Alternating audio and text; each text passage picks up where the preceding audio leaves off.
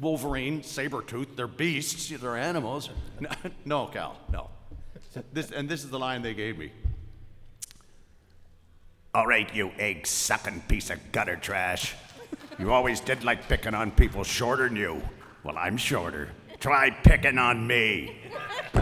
And they were behind the glass and they just went, holy shit. For the moments come to my hand, I, Lion-O, Commando, Thundercats, ho! And you're watching The Dorkening. All right, Terrificon audience, how is everybody doing today? Are you enjoying the weekend? You can do better than that. Come on. Who's here all 3 days? Who's here all 3 days? We got a few people here all 3 days. Oh my God, it's just so good to be back. So good to be in front of people, and action-packed. So hopefully you're enjoying every aspect of Terrificon. I do want to mention huge thanks to Mitch Halleck, who puts all of this together, all of the volunteers who are here. We've got Captain Kyle and Phantom Spotlight who are recording all the panels, so those are going to be on their YouTube channel. My name is Joe Stuber from comicbookcentral.net. I've had a chance to talk to a few of the people who are going to be on the panel today, and have an honor of welcoming one other. We are going to get to know the heroes of voice acting a lot better today. So I want to introduce them all coming up here. From Teenage Mutant Ninja Turtles, where she played April O'Neil, Ranea Jacobs. Let's bring up Ranea. Come on.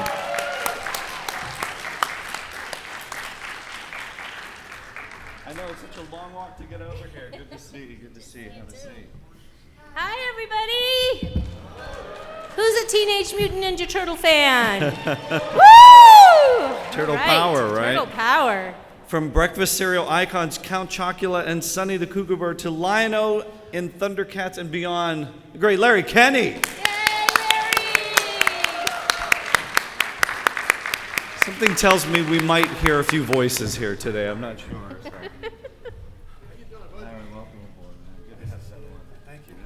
Everybody. It wouldn't be a Terrificon panel for me with voice actors without Larry Kenney. I think we've done several of these already, so good to have you back on. And from X-Men the Animated Series, he's Wolverine, Bob. Woo! The great Cal Dodd. Yay, Cal!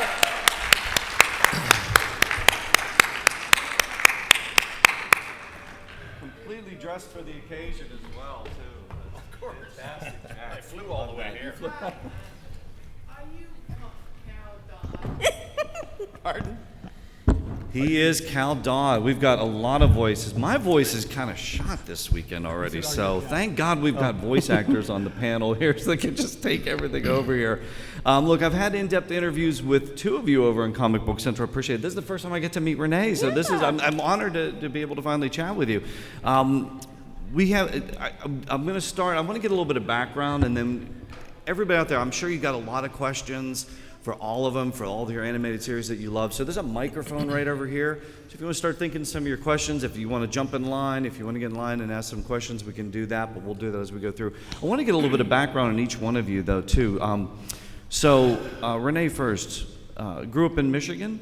Yes, Lansing, Michigan. Okay, so what was life like for you growing up? What kind of a kid were you, and what inspired you to want to get into voice acting, or just acting in general, or was that initially a thought? Oh, yeah, absolutely. I think I was 6 years old, and my parents took me to see a play, actually a musical called Most Happy Fella. And after the show, I said to my mom, that's what I'm going to do. And, she took me seriously, which was lovely. So at the age of 6, she enrolled me in a class at Michigan State University. It was run by a woman who had a television show for children, and it was mainly with puppetry. And after that class, I think I was turned about 7 at the time, she said, Renee's really good, and I'd like to have her on my show. So at 7 years old, I started performing puppetry and doing voices on television at that age. And that was the beginning of what came full circle to do voiceover. Were you seeing things? Were you interested in cartoons and animation? At what point did you get a sense of there's certain people doing these voices and they're making careers out of this.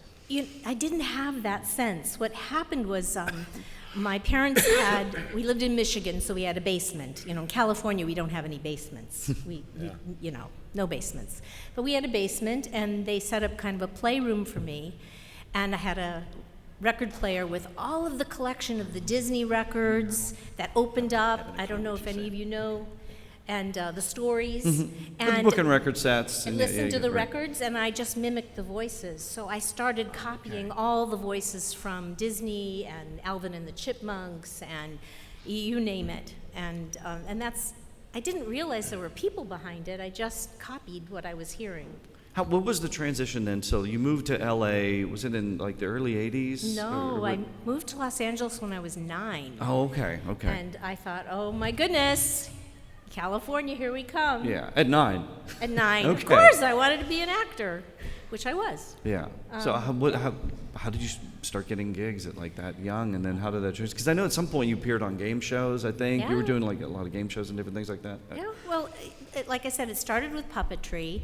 And then when we moved to California, I got involved with children's theater, which continued with doing voices. And I did voices there's a theme park called Knott's Berry Farm. You familiar with that?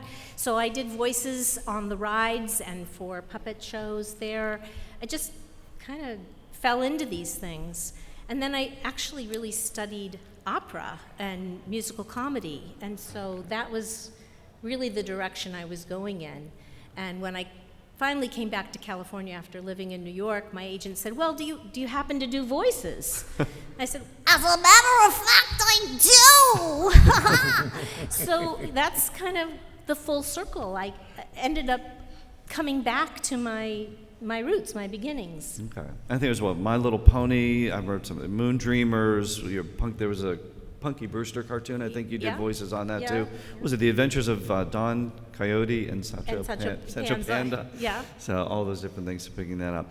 Larry, let's get on to you a little bit. I know when we chatted, we talked about starting as a radio DJ, but like a really young radio DJ. Not that young, not as young as Renee. I was 15. It was a couple of months before my 16th birthday when I was 15, and I'm from a small town in Illinois called Pekin, Illinois, near Peoria, if you know Peoria. I know Peoria. And I was lucky enough to get a job at the local radio station when I was 15. And for a while I was mostly doing a Saturday afternoon show, playing records. I was a disc jockey, not a DJ, it's a different thing now. A disc jockey. We actually played the records on the radio. Those small little vinyl Brown things plastic that went things, round and round. Yeah, those things. Making a comeback, I think. I think they're making a comeback now. They might, I think so. Everything else is. Yeah. So I started in the radio, and I had always loved voices, imitating voices.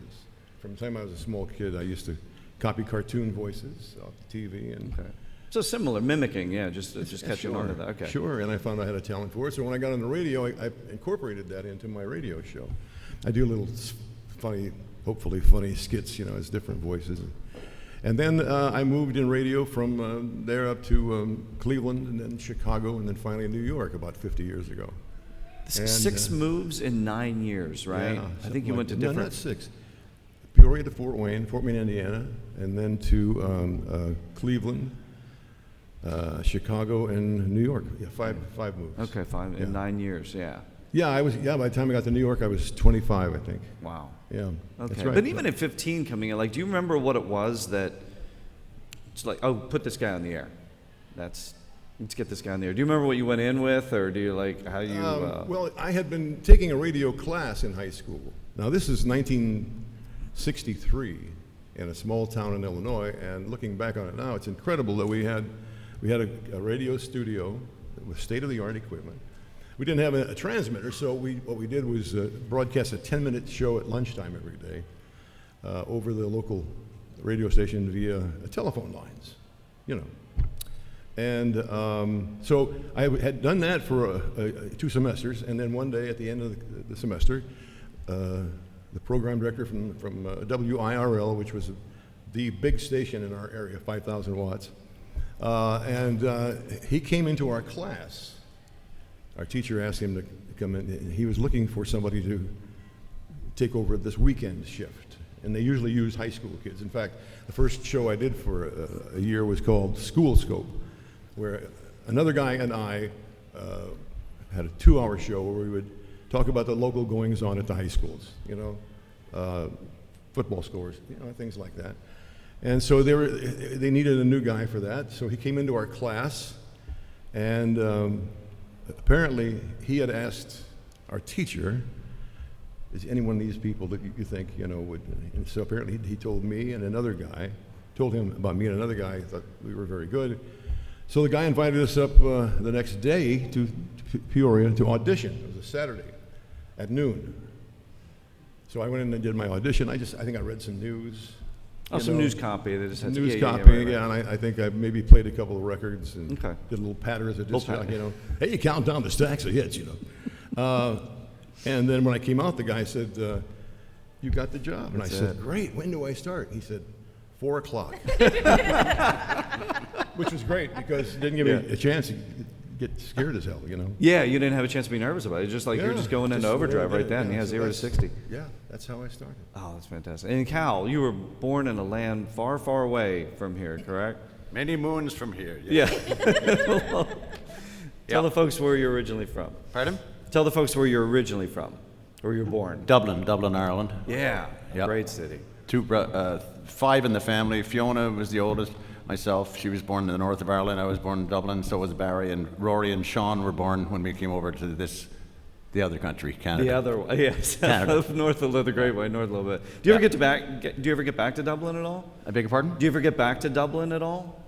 You go back to Dublin every To Ireland? No, the last time I was there was with my mom. She's no longer with us, but in '89. Okay. Yeah. All right. And met relatives I had never met before in my life, and it was just wonderful to do that. When did you move to Toronto? About what age? When did I move to Toronto? About what age were you? 22 or something like that. 21 or 22. Okay. Yeah, 21. So just even growing up in Ireland and then what kind of kid were you growing up? Like, obviously you've now all inhabited these iconic characters too, but like just as a kid, were you gravitating towards some of those things? Or I know there's a lot of music in your background too, so. Everything was music. That's all that mattered to the entire family, an Irish family. And we toured as a family. Mom would play the piano, and the 4 of us, because Sean was born blind and deaf, my last little brother. And so there were 4 of us that would sing and go around to different functions, whether Conservative Party or Liberal Party. We would change the name. The song is, if you're Irish, come into the parlor. If you're Liberal, come into the parlor. And run across the street to the Conservative people. If you're Conservatives. And nobody caught on to that. And if we were at the supper table ordering, like, can you pass the butter? Like, there was never every please. It was like, butter, and then automatically it would go into 4-part harmony. Butter, butter, butter, butter, butter. That, it was, so the whole life was Wait like a minute, did this transition into part of Larry's, wasn't there, was it Parquet? Were you doing the Parquet margarine commercials too? No. Okay. But he'd like to have. Okay. I was thinking it was the Parquet. Are they paying? Are they paying? Yeah. Are they looking? So going into Toronto, okay, so then talk a little bit about the variety show that you were into. Was it the Circus, the variety show Circus? Circus? Mm-hmm. Yeah, Leslie Nielsen did the pilot with us. Okay. He was like the, what do you call them, the ringmaster. Right. And there was a girl, it was actually copied and styled after Donnie and Marie show. The girl looked just like Marie. I was Donnie Osmond. And we went to Vegas to sell the show to Viacom, who ended up buying it, and met Donnie Osmond and Marie Osmond. It was kind of cute. And that was from 78 to 83, 82 or 83, 5 years. And you were And also it was- in a band before that too, like Deja Vu?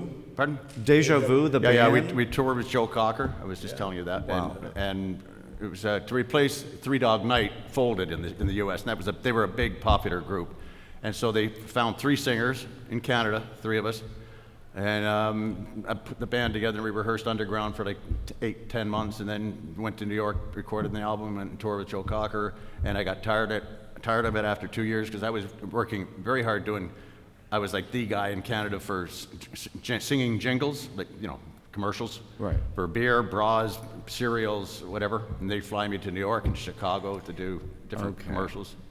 And so they were paying us nothing on this record, and plus screaming where you shouldn't be singing from rock and roll. So I passed and just left the group. So plus the traveling, and it was like the money was better with the commercials and everything like that at that point. So how did that segue into voice acting? Like how did you transition? Yeah, I never expected ever to be doing voiceover, except we were always peed off because voiceovers got paid double scale automatically, or at least 1.5. Singers never. Singers were always just scale, and we didn't have agents. Right. There was no agents for singers, but voiceover people did. So they got like at least 1.5, so pay their agent, their 15%, whatever. And I got a call because they did a commercial for Chrysler, and the voice that they wanted me to, for some reason, they was like, it's talk sing. It was like, who's got all the 4x4s? And the other group singer singing, Chrysler's got the 4x4s, sound up. I would do that. So someone remembered that and said, would you be interested in auditioning for this voice thing for Project X, the X-Men? So we all went to this audition, all of us, and every one of the voices are Canadian on the X-Men series. Okay. And before that, Jim Henson too, working with Jim Henson, right? Yeah, on Fraggle Rock. I did Fraggle Rock with Jim Henson for 5 years. You're doing like a lot of the songs. And the singing. Yeah. Like myself and Sharon Lee helped the entire cast on whenever the songs, cast had to sing a song, we would bolster it and make it sound great and stuff. And then I played what the hell is the name of this? Sorry. A doozer. I was one of the doozers for a minute. To this day, I still can't believe Wolverine is doing. And I also did because God bless him, Henson came in for a couple of times, a couple of the tapings because they were in Toronto. Wow. And interesting watching the way they filmed that show because they're talking about puppetry and stuff, and they were underneath, standing up, but they built this intricate, the whole set on top of them. And so I said, I do a good Kermit. He's the voice of Kermit for us. And he says, really? I said, yeah. So I immediately went into, why are there always songs about rainbows? And he just went, oh, you do? Yes, yes, you do. So, and I never thought about doing voices, and so I auditioned for X-Men and got it. Yeah. Wow. That's, I mean, I always ask actors that have worked with Muppets too. It's like, do you fall into that trap sometimes where you see the performer, but then all of a sudden, like the next thing you know, you're talking to the Muppet, or were you interacting? It's how quickly you forget. No, I because they're that good. Because I did Mr. Dress-Up, and Mr. Dress-Up had Muppets and puppets too, and I just that's all I would look at. I wouldn't think about the hand underneath at all because they're so real. Yeah. And then you're interacting with us, having this conversation too. So. Well, they asked me and the people, because they were all from LA and New York in the casting session in Toronto, and they said, so I said, we didn't know who he was. I didn't know who he was at all. Yeah. Not an inkling. And so they showed me a picture of him and said, he's 5'3", he's built like a brick poop house, and he just loves, he's got a big heart, and he never leaves, always backs up his friends. So they gave me this line, and I looked at the line, and my name's Wolverine, so the character that I'm going to be speaking this line to is named Sabretooth, and I don't know what the hell they're talking about. So you had any experience with the comics? Because I asked him, I said, "Who's this?" Because when I read the line, I said, "Holy crap, this is pretty violent." Yes. And he said, "Well, it's Sabretooth," and I honestly, I said, "Is this an animal cartoon?" And they just laughed when they stopped laughing. An animal cartoon? He said, Wolverine, Sabretooth, they're beasts, they're animals. No, Cal, no. This is the line they gave me. All right, you egg-sucking piece of gutter trash. You always did like picking on people shorter than you. Well, I'm shorter. Try picking on me. And they were behind the glass, and they just went, holy shit. And they just fed me a bunch more lines, and I went home, and I got that wonderful call. We'd like you to be our Wolverine. I'm like, geez, okay. Wow. I'll have to check my calendar. Did you start buying comic books at that point and just going through comic books and learning about the characters? My wife did. She went when I got home. She had like 2 comic books for me to read. Yeah. We got a microphone. If you guys have any questions for any of our voice actors, please just jump on and we'll talk about that. But let's get to some of these iconic characters too. So, okay, Ranea, I know with Teenage Mutant Ninja Turtles, so that's a great audition for Wolverine, and you have to get yours. May not have gone as smoothly for the audition. Oh, So you maybe have heard. I'm some not. of I'm not mine. sure. It's like I don't know if it was like it was it a slam. It wasn't a slam dunk, was it? Well, I learned later it wasn't a slam dunk. Okay. So, those were back in the days where you went into a studio and everybody you knew was sitting in the waiting room waiting to go in and do their audition. And they gave us a line drawing of April O'Neil. It wasn't color, just a pencil drawing. And the description was she's in her 20s, she's a reporter, and she's friends with the turtles. Now, you have to know that none of us really knew what Teenage Mutant Ninja Turtles was. In fact, we couldn't even say it because it was too long. And Stu Rosen was the original director on TMNT.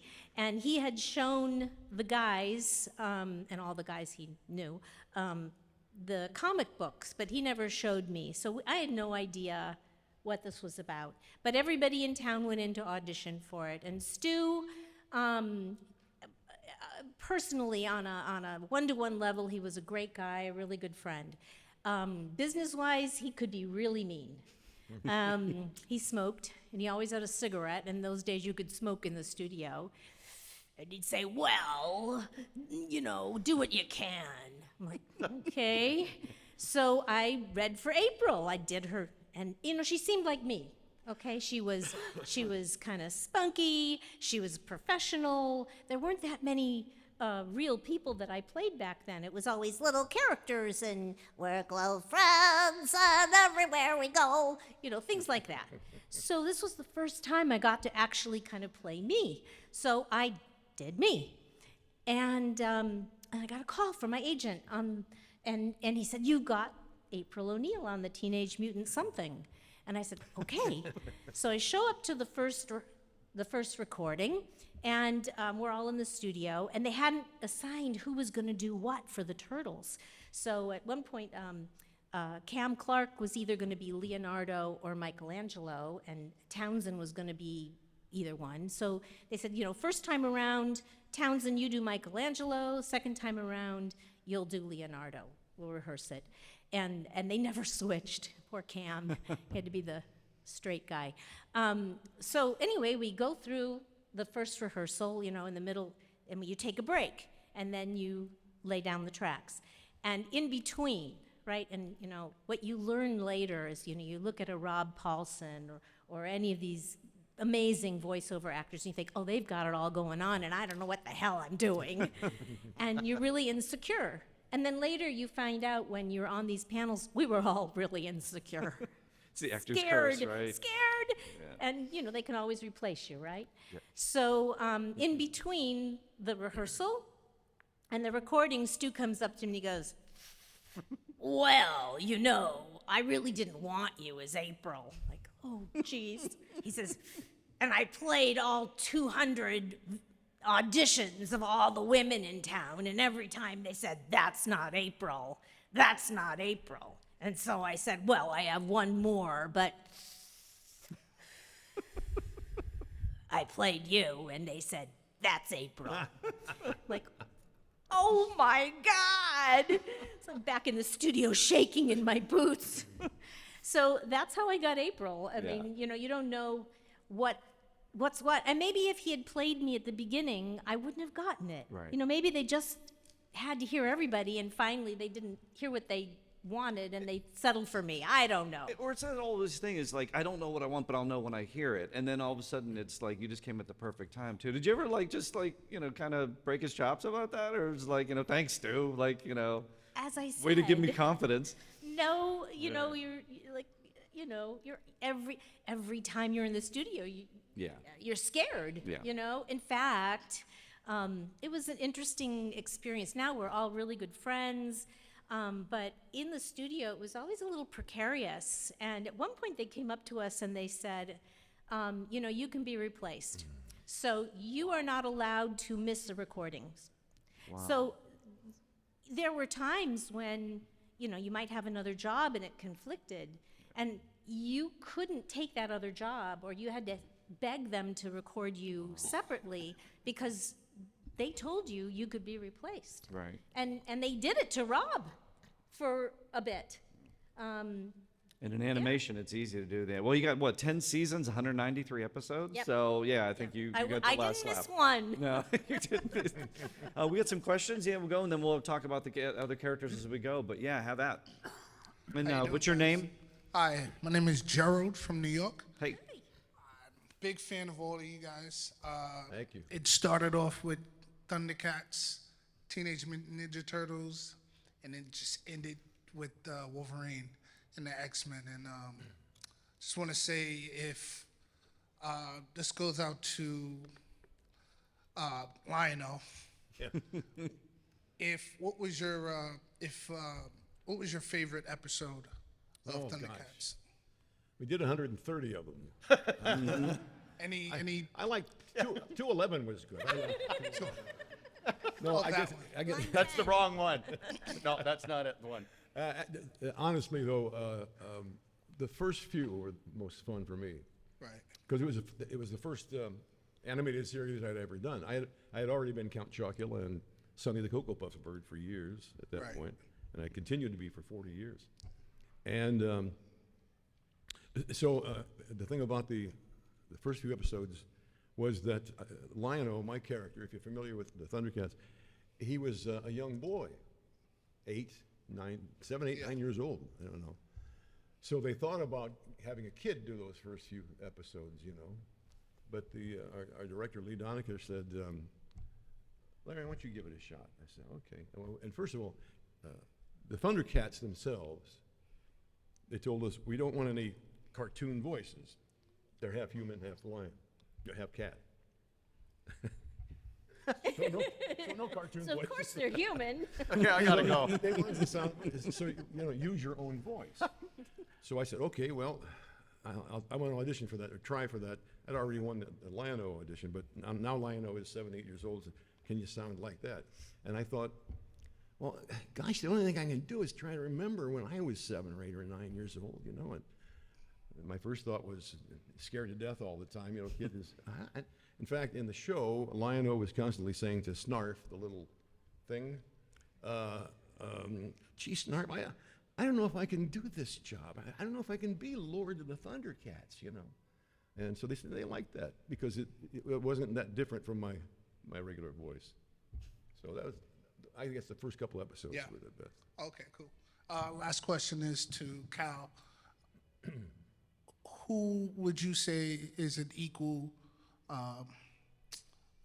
somebody who would be the opposite of you in the Marvel world? Would it be Sabretooth or like Omega Red?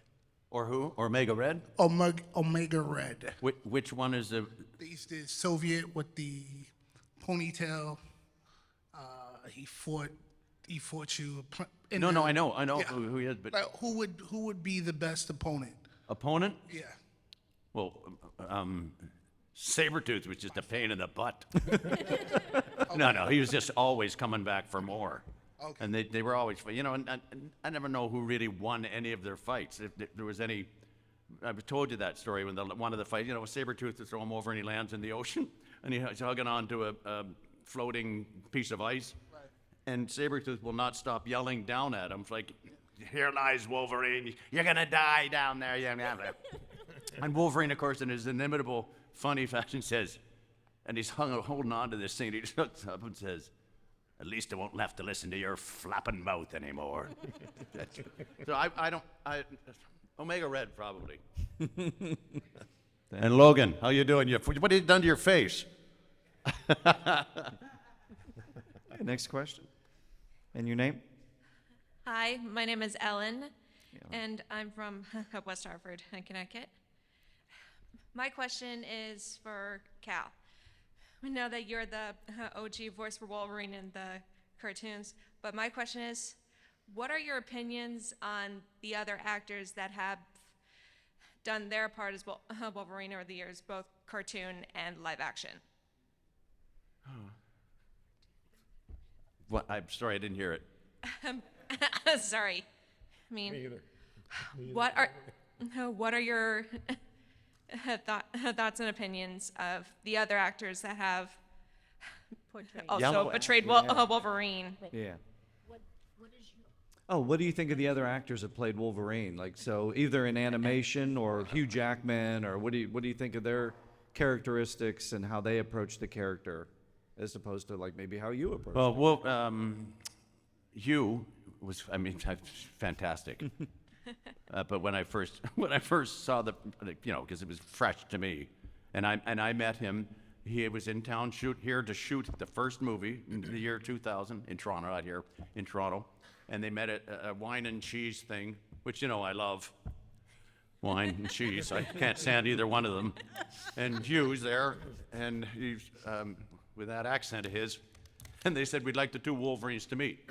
Hugh Jackman, this is Cal Dodd, our Wolverine for 5 years, and the only voice that anyone had ever heard of that Wolverine ever had was mine in the series. So the people that are going to be going to this movie, they said the producers and directors are going, they might want to hear that sound or something like that. So he was forced to listen. I mean, he's a grinder for working, and the way he works out to get ready for Wolverine roles is infamous. And so anyway, he took on that, listening to my voice. So he says to me, I said, pleasure to meet you. No, that's what he said. I said, nice to meet you, Hugh. And he said, a pleasure to meet you too, mate, but I'm sick and tired listening to your voice. And he did, and I said, thank you, I think. And so we went on talking for a while, and as he said, okay, well, pleasure to meet again. And I said, yep, okay. And he turned around and walked away, and I did, in Wolverine's voice, I said, hey, Hugh. She said, yes, yep. Don't screw this up. And he just laughed and laughed. So Hugh would be definitely, I don't know of anyone else to do it after what he's done. He set the bar pretty high. But when I first watched the first episode, I wanted to take 1.5 feet off his height. It didn't make any sense, and I couldn't watch after 5 minutes. I went, no, that's not. I don't know that person. But I think you both set the bar pretty high. I mean, I think that's it. I think when you think of those characteristics, you think of you think of Hugh, and I think it's just inseparable at this point. So it's very cool that you got to meet up. That's just fantastic that you guys got to meet up. So thanks for the question. I appreciate it. Yes. Also, I do have another question for Yeah. Larry. Well, what do you think is easier, doing voice acting for TV shows or commercials? Which do I think is better, or best, or Easier? easier? Well, I really can't answer that question. It depends on the project. It depends on what kind of voice you're doing. Some voices are pretty hard to do to maintain, like you were talking about, throughout an episode, let alone I guess I never really had much problem with my throat. I don't have any thing I go through to, like that. Just whatever comes out. But for me, I was doing a television show on VH1. Remember VH1? Mm-hmm. It was called Best Week Ever. Mm-hmm. You ever hear that? And I had to scream through the whole thing. It's the second day of August, 1958. The best week ever! Ouch. For an hour. And by the end of that day, I was kind of blown out, I still use that voice on, the Skittles commercials? Mm-hmm. I'm the guy at the end that says, feel the rainbow, taste the rainbow. I didn't even know it was you. I think the late great Kevin Conroy, he mentioned those that were called throat rippers. They would always try to save the throat rippers for the end of the day, so that he would just get there, and then anytime he had to do Batman that was like in these video games, it would just be like, oh, I'm done. That's it. So the fact that that you're still pulling that off, that's fantastic. So good. Thanks. Next question. Thank you, dear. Oh my God. Hi. No. No, I can't. That'll be a no. My name's Clay, and I'm from Central Vermont. My question's for all of you. If a portal to the imagination was right here, right now, and Can you raise the microphone, or because I'm sorry, I can't. There you go. Yeah. Oh, there you go. if a portal to the imagination was right here, right now, and Wolverine, Lino, and April O'Neil walked out of that portal, what would you say to them? Oh, if you've met your own characters, Yep. if you as the actor got to meet your own character, what would you say? Like, what would you say to April? What would you say to Lino? And what would you say to Wolverine? Is that it? Yep. Okay. Wow. It's a deep cut. I would say thank you. Thank you on a multitude of levels. Thank you for allowing me to portray that character and come into the lives of so many, and strangely enough, having such an effect, changing the lives of so many, touching the lives of so many. We when I say we, I mean our cast is grateful. I would say I would just be so appreciative of her and her character and her strength, and to lead an example of how to be a great human being and being friends to turtles and not thinking it's strange. So that's what I would just thank her and invite her for a cup of coffee. Yeah. Great. Larry, what would you say to Mine Lionel? is very similar. If I met Lionel, Yeah. I would say, I think I owe you a beer. Or two. Or two, maybe two, maybe two. Cal, what would you say to Wolverine? I would say we need to go drink for a long time because you have a lot of problems. Number one, the girl problem you have. Why can't you keep a girlfriend of any sort? You're just always screwing it up with them. But and you got to get over this lonesome thing, because people really want to love you, and he has a huge heart, Wolverine, but he doesn't let anyone in, and when they try, he doesn't trust them. But those wonderful scenes in the series where he's up north with the Eskimos is the only time he's at peace. And he says that to the chief, who says, the people are very happy, and it's all because of you. And he says, I just feel strange. It just doesn't feel right. I feel at peace. There you go. There you go, buddy. Have another beer. Bring it over for him now, quick. He's a doll. By the way, that would be the best pub crawl ever. To be with like Lionel and Wolverine and you guys, that would be fantastic. I would get in on that pub crawl any day of the week. So thanks for the question. Hello. Hello. My name is Damon. I am from Connecticut, New Haven. Good pizza. So I've heard. My question's for Cal. The X-Men animated series in the 90s introduced so many people my age and younger to the X-Men and Marvel, and it's been so successful that they're revisiting it, which is fantastic. And my question for you is, what do you think makes Wolverine Wolverine? I'll get that. Me.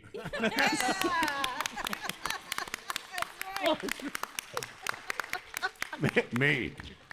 He didn't have any voice before. It's like, and I have this. I do these cameo things, and I have this a big doll of him, not doll, but it's a cardboard cutout of Wolverine. And I talk to him all the time, and he's right. It's a big thing, and he's right behind me. And so in the middle of this cameo, I go like, "Excuse me," he's whispering to me again because you see, you can't talk without me. And I turn around, of course, I do throw my voice, but we're just like, "So, are you okay back there?" "Yeah, shut up, turn around." Go back. See, he's not happy again. So, I forget the question now. Oh, you got it. No, you nailed it. Oh, yeah, you nailed it. You nailed it. Thank you. Thank you. You know the question? Yeah, that's good. I'm Wally. I'm from New York. I've been to this, actually, I'm my fourth year coming to this. I got one for each. For you, what's your opinion on, for argument's sake, the other versions of April from Teenage Mutant Ninja Turtles? Oh, wow. All the versions, live action and animated. All of them. Oh my goodness. Okay. Which ones have you met? I think, yeah, Party there's a lot. pants. My opinion is I'm the only April. I But can't use the shoe knife. I Here, I have witnesses. appreciate all of the women who've played April. I think they've done a pretty darn good job. Strength of character, tough, not frightened. I think, and each iteration just brings a new generation of people who love turtles, which brings it back to the original, the best April O'Neil. Nice. Okay. I'm sorry. And did you get to? I'm sorry, but Oh, no. can we have a nice hand for my granddaughter, please? Aw, That's your grand. She's two. What was she trying to come up to? you heard me. See, Brian and I just said, we got a runner. Her name is Ophelia, and we call her Opal. This is the next gen of animation fans, right? So And that's her mommy, Katie. She was raised with. Do you do voices? That's Does your daddy, Grandpa? Tanner, right over there. Does Grandpa do voices? Does he do? Yeah. Does he bring the like Count Chocula out every now and again, or on mean command? Yes. Yeah, you. Yeah. I'm not used to being called a grandpa, although I've got 5 of them. When you're eating a bowl of cereal, do you kind of sneak one I on know his what you're ear? asking, and I always tell people that people usually ask, your kids must have loved it. That, you know, you the guy does the voices on TV. Nothing can be further from the truth. Now they, my dad's lying. Yeah. But back then, for example, I used to love to read to the kids at bedtime, and they're all 3 were the same. I have a daughter who's 53 now, and a son who's 35, and a daughter who's 39. And with each of them, I would read them bedtime stories. And I would begin by going, if I were reading something like, and the evil witch said, and the kids invariably would go, Dad, just read the story. What's with the funny voices and stuff like that? Wow. So, no, they were never. They had no idea how good they had it, because I mean, we as fans, we would think that would.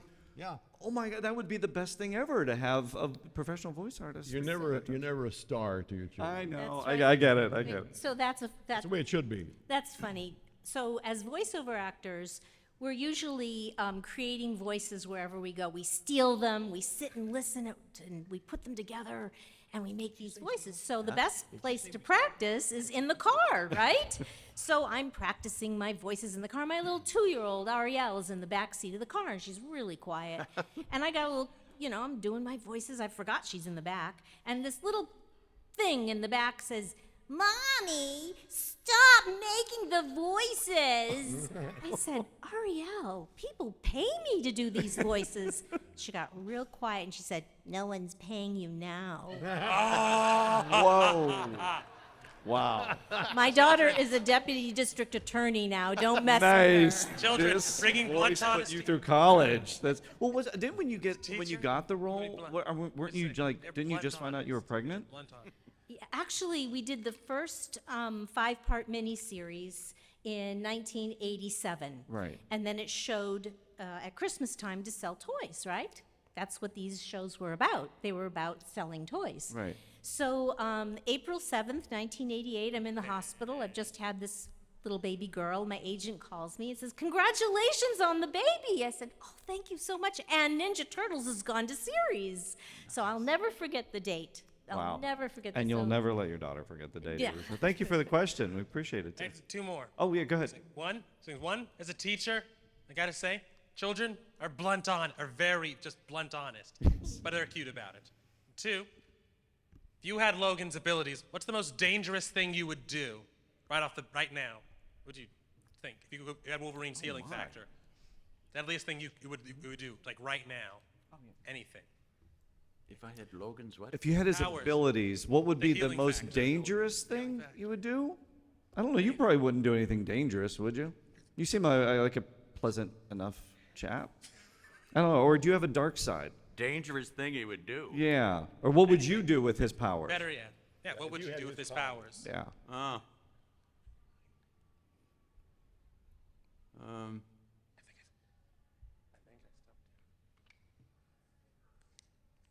I don't know, probably try and kill Magneto. Point. Because I don't like him. Fair enough. I'll take a jump from the stratosphere.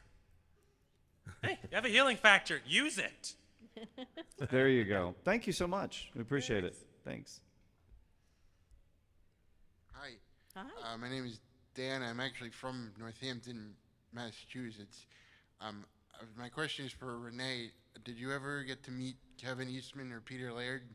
Oh, absolutely. So Kevin and Peter would come to the studio at the beginning of the season, and every season they would say, "We want you to make it darker. No more of this funny stuff, okay? No more of the Three Stooges and the Marx Brothers, and stop throwing the sand around. It needs to be dark."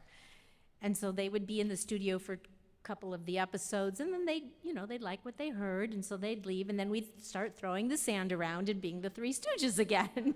So if you ever listen to the beginning of each season, it's a darker sound. But then as it goes on, a few episodes later, it goes into that funny stuff and the ad-libbing that they did keep in the show. So yes, we met them. But they really stayed in the booth. They didn't really come into where we were recording, but you could see in what they were doing. Oh my God, what are these kids doing? It needs to be dark. So we didn't do dark. And eventually got it. So Yeah. they eventually got it too. Yeah. So that was saying. Thank you for the question. Thanks. Hi, my name is Matt. I'm from New York, and this is for everyone, for all of you who have already met and will hopefully soon meet. Thank you very much for everything. My inner child has been jumping off the walls the last few times I've been here, especially today. That's nice. There are some people who have been voices of my childhood since I was a kid, and I have met just about all but one, Peter Cullen, next week. Yes. Then my inner child will be completely thrilled. But thank you for Ninja Turtles, for Thundercats, for the most pissed off Canadian, not named Wade Wilson. Thank you very much for all of them. Thank you. Thank you very much. You know, I love getting that know at about these you guys. conventions too, right? Because when you're in the booth, you don't always get you're so isolated. I mean, I know you're with other actors, but when you get to come out and just hear how things have impacted people, that's just gotta be. Exactly what. Oh, go ahead. exactly Yeah, sorry. I'm sorry. Exactly what he said. I'm sure you guys feel the same way. Yeah. When somebody comes up and looks at your pictures and he says, "This is my childhood." Yeah. You know, yeah. that means a lot to me. Excuse me.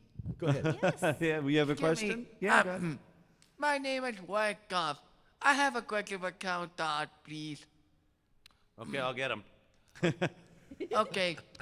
How did you get the voice of Wolverine anyway? How did you originally get the How'd part? you get the voice, the job? Yeah, how did you get the gig? Well, I asked them when I was auditioning, I said, so who do you hear him speak? You know, they showed me a picture of him. And I said, cute, 5'3", the colors on and stuff. And I said, who do you hear him sound? And of course they said, what's his name? He's 93 now. Clint Eastwood. Clint Eastwood, yeah. I Clint thought you Eastwood. said This it is right. 30 years ago, by the way. Yeah. So they said Clint Eastwood, and I went, yeah. And again, I'm looking at the first line that they're giving me, and Clint would never, I can't even hear him saying that in his quiet voice. So like, go ahead, make my day. That ain't Wolverine. So I put that in the back of my head, and then they said, the other references were Steve McQueen. And I went, well, I love that reference because he's one of my favorite actors, and he's very quiet and very introverted into himself and very quiet, which like Wolverine is very quiet and off. And Ward Bond, and I don't know, Ward Bond. And Robert Mitchum. And I went, geez, thanks very much. That really helps. Wow. And I put those all in my head, and I came up with the guy from, have you ever heard of Wolfman Jack? Yeah. The voiceover guy? They don't. Wolfman? Hey, you cool sexy kid that you're buddy Wolfman Jack. Wolfman Jack, baby. No, Wolfman Jack, baby. And so put that bit of it, that stuff, the Midnight Special, that into Wolverine with Clint Eastwood. And like, hence that what came out like, all right, you egg-sucking piece of gutter trash. Wow. That's where it came from. Thank you for the question. Thank you.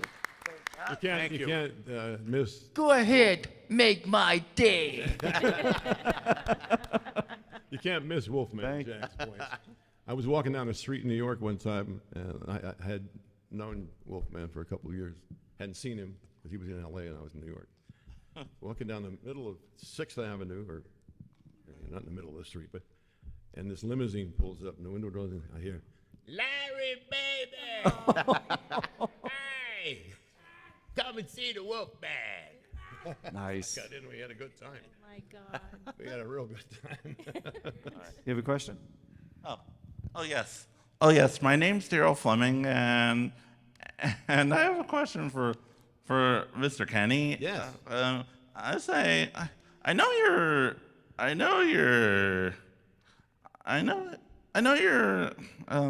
your Lionel voice tends to be the most it's the most iconic, but would you have a second role that's iconic besides Lionel? Did I do a second role on the show? I meant not just in Thundercats, but anything. But in any cartoon or whatever. Do you have a number 2 behind Lion-O? You have a favorite. Second favorite behind Lion-O? A character? Yeah. On the show? Oh, any show. Any show that I played. Yeah. Oh, okay. Well, I played Bluegrass on Silverhawks. He was kind of a cool guy. Cowboy.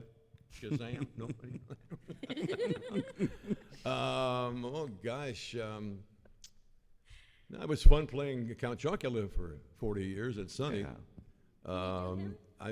Sunny? Can you do Chocula for me? I once certainly. Because If she didn't ask, that I would cereal. have. Yeah. It's the only commercial I ever got to sing on, and it was the Count saying, "Count Chocula cereal is coming your way. How about a monster for breakfast today?" No, thank you. Oh my God, I could die a happy man now. That is just you raised so many of us. Granted, on sugary breakfast cereals, I'm sorry about that. outside of that was still cool. Thank you for the question. So we have another question there, and then we'll probably wrap things up here pretty soon. Sorry, I'm short like Wolverine, sorry. No. Hi, my name is Stefania. I'm from Connecticut. I'm a huge fan of the X-Men, as you can see. Every time I read the comics, I always hear your voice and the rest of the actors as the characters that I'm reading. I just had a question as someone coming from theater. I always look back at my performances or remember how I performed them, and I'm always like, maybe I could have done this better, I could have done that better. Do you ever have that thought with your work in voice acting? You ever think, I could have done this better? No, not me. Me either. No. There are times, I think, when if you hear something that you recorded 3 months ago, when it finally gets on the air, and you had forgotten it till you just hear it on the air, and you go, I wish I had done that just a little differently, or not as strong. Maybe I should have softened it up a little bit, but you drive yourself crazy if you do that. And it happens in singing all the time. If you have a little glitch or something, and when you're recording, you can just go back and you can punch in. Yeah. But if you're doing live stuff, you can't punch in. But it happens in music a lot. We're like, shit, I could have done a better job of that. Should have done that there. I've done that. I do musical theater too. I've done that as well, where I'm like, that could have been better. Yeah. But the next performance. And that's the thing too, is like even in theater, actors will always talk about the fact that performance, no matter what happens, it's gone. Yep. It's gone. It's never to be captured again. And so you can again go back and tweak those things, but those live performances are what is so memorable, I think too, is because it's something that can never be captured again. Do you folks get to ad lib? Did you get to improv at all? Because I know this was back at a time when like everybody was in the studio, right? Like you had all the other actors there, most of them maybe, the main cast. Did you ever get to improvise anything that you can think of offhand, or was it pretty much just get those lines in? With shows I did, Thundercats and Silverhawks and Tiger Sharks and all those, it was, you read it the way it's written. Okay. I mean, there were moments, it was always clear that if you guys have an idea, something that really think is better, you let us know. But whenever we would, they'd say, we'll try that one. Yeah, try it that way. And then it comes out, and it's the old one. It's the one that they like better. But no, we was pretty much stick with the script. Yeah, I would just think like with Rob Paulson and things like I would just think like these guys were just like riffing all the time. Well, if you really want to hear what it sounds like in the recording studio, the part that didn't get on the air, called outtakes, and you can hear. Anybody here ever heard the outtakes of Thundercats and Silverhawks? Look them up. Very cool. We have one last question I think we'll get to, and then Thank you. Hi, my name is Katie. I'm from Westchester, New York. I had a question about voice acting in general. Do you find that it's easier to go into a role blind without doing research, or have you ever had to audition for something that you've heard of and you've been worried about using like previous references into your role? Is it easier to like go in blind, or? That's a good question. I couldn't do anything without research. I mean, without looking into the voice, whatever. And that happens everything you audition for commercials and everything, or little roles in little upcoming series, new characters and stuff. And because they give you a reference, check this out. Check out this guy, this particular announcer. Check out his voice. And you'll do 3 announcers, and they're not even remotely close. But see, you just want to phone them and say, like, why don't you get your shit together? I need some direction here. And because these days, you do it from your home. You used to go in and, someone would actually be there directing you, saying, well, try it this way because this is what we want. Well, there's no one there to do that for you anymore. So they tell you to do 2 or 3 takes and send it in to us. Well, you're just flying blind. Yeah. And so you listen to the references, like I say, and that really sort of helps, but doesn't, because I tend to immediately impersonate those people. Yeah. And I'm very good at impersonations. And I said, well, so why didn't I get it? Well, and when you hear it on TV, this is great. Or you hear it on TV or radio, the commercial you auditioned for, it said, that sounds nothing like they told me it was supposed to sound like. Yeah. Nothing, and it's true. It happens a lot. Yeah. So I just seek them down and I shoot them all. And they're no longer in the advertising business anymore. There's a dark side in there, so thank you for the question. So, and thank all of you. This is called the Heroes of Voice Acting. You are our heroes. I mean, we've seen these. It is. Somebody referenced it earlier. You're the voices we hear when we're looking at these things. It's so identifiable. So we thank you for that. Where are you at in social media? How can we keep up with everybody? You on social media? Yeah. I know Yeah. Cal you're on Twitter. Mm-hmm. And where else? Where's everybody? Facebook, Twitter, Facebook. Okay. What? Facebook, Instagram. Okay. Instagram, yeah. Instagram, Facebook. So we'll follow you everywhere. Sure. Whatever projects are coming down the pike, we're gonna. And then at your tables, make sure you go down and meet them at the tables and get all kinds of cool things autographed. Give it up for the heroes of voice acting. Thank you so much. Thank you. You guys are great. Thank you so much. And All right, thank next. you for Thank you being so in our much, folks. lives. You give us the ability to do this and to meet you, and you make our lives very enriched. So thank you so much. Thank you. And how about a hand for probably the best panel moderator that I've You're ever very come kind. across. You're very I'm kind. serious. Thank you very Thank you much. so much. Coming up next, more voice acting with Jeff Bennett, Rachel McFarlane, Gray DeLisle, hosted by Captain Kyle. He's going to be back up here. So, thank you. Excelsior!